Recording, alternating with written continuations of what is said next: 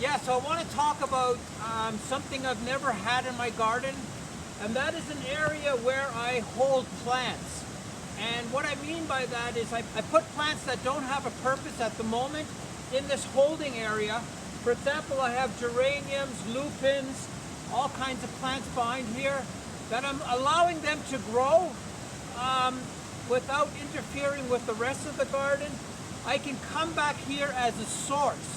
So these holding areas are really good to have a source for future use. Basically, you're allowing these plants that you can't really fit into your garden at the moment to have a place where they can grow and flourish, and then you can introduce them back into your garden at any time.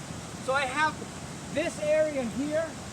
I have lots of plants in here that are sort of growing in between everything. And down by the river, I have another holding area. So these holding areas have a really good purpose because you can put leftover plants. You can put plants that you don't have space for yet.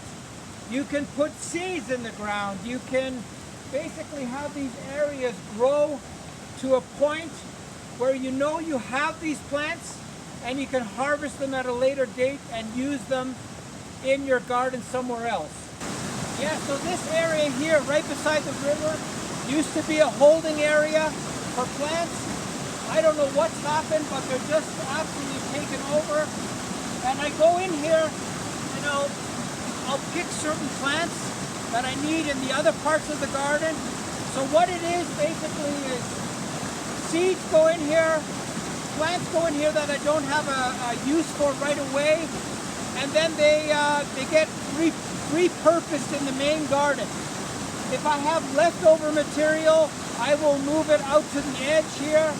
So a lot of times these holding areas, you can put them on the outside, the perimeter of your property to take advantage of the extra space you're creating by moving your plants further and further out into your garden.